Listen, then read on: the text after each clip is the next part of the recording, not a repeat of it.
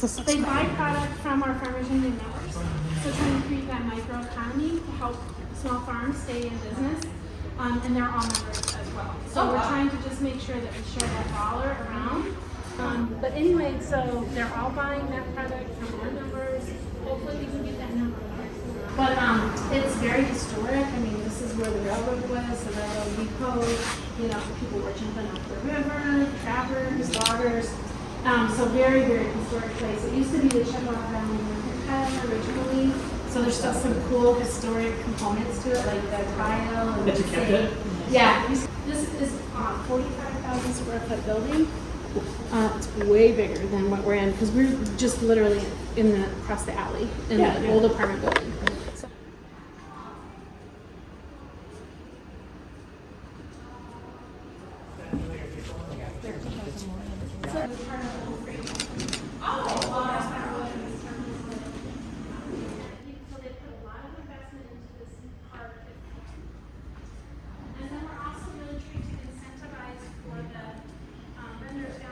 But this will become eventually office space.